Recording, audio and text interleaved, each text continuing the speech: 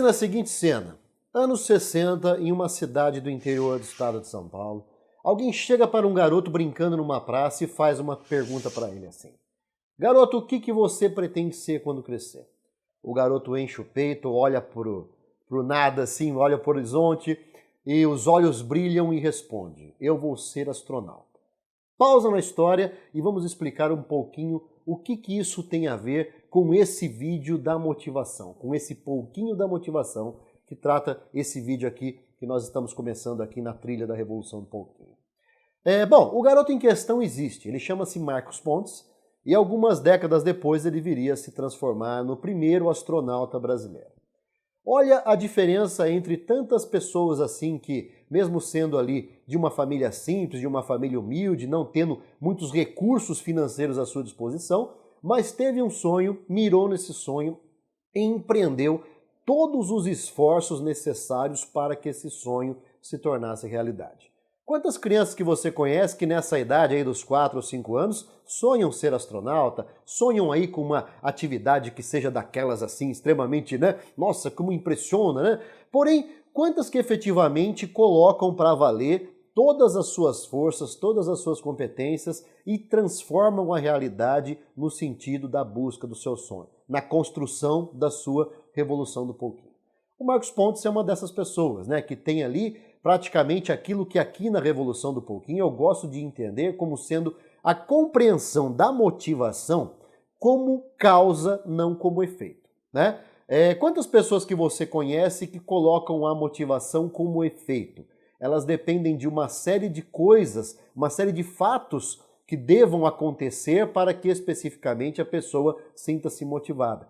Ela precisa primeiro se estudar para estar motivada, precisa se formar para estar motivada, ela precisa conquistar um emprego ali com um salário maravilhoso para se sentir motivada, ela vai ter uma aposentadoria ali sim que ela vai se sentir motivada, ela vai ter o seu filho estudando, vai formar o seu filho, enfim, ela precisa ter uma casa na praia, precisa ter um sítio para poder estar motivada.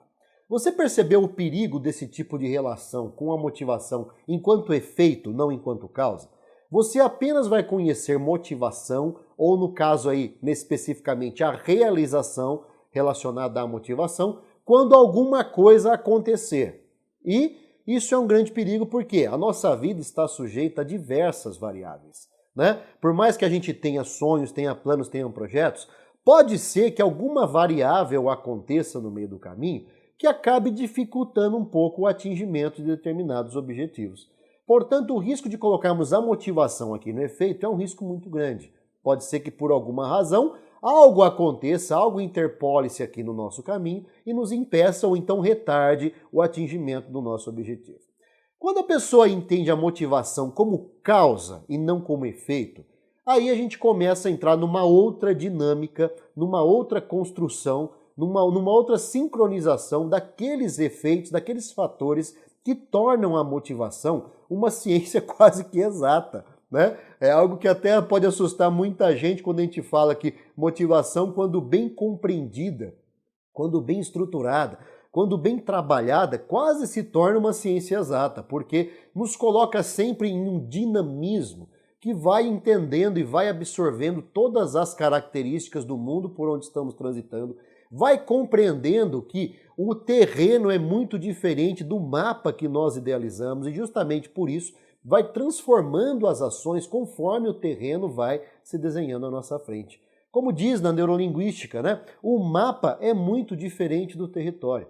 Quando nós apenas idealizamos o mapa e não estamos dispostos a enfrentar todas essas variáveis que encontraremos pela frente, que é o território, pode ser que a gente se sinta um tanto quanto frustrado, porque a gente idealiza apenas o mapa. Nós temos apenas a visão da motivação enquanto efeito, bonito, desenhado no papel, todo cheio de indicações, né? Todo bem ilustrado. Porém, quando nós enfrentamos a realidade e o mapa se torna um tanto quanto diferente dessa realidade, o risco de estarmos frustrados, de não termos entendido corretamente qual é o papel da motivação nesse processo, é um risco grande. E uma vez que a gente entre nessa rota de frustração, acabamos nos decepcionando conosco mesmos, nos decepcionamos com o nosso trabalho, com as nossas atividades, com a nossa família, com tudo aquilo que, de certa forma, ajuda a gente a nutrir forças para a conquista dos nossos objetivos. Portanto, compreender a motivação enquanto causa. Se eu estiver motivado, se eu estiver alimentando os fatores que me colocam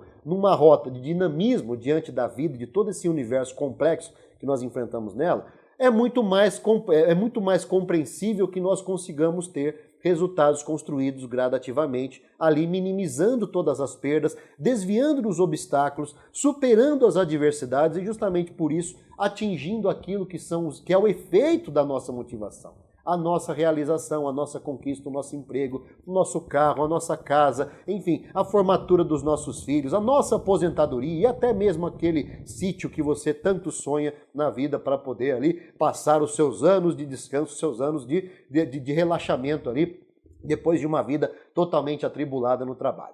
Porém, já falamos aqui, quando isso aqui acontece e não há propósito envolvido, o risco da gente se tornar vazio aqui, mesmo tendo conquistado o objetivo, é um risco muito grande. Portanto, é preciso compreender motivação no seu aspecto propósito, no seu aspecto causa.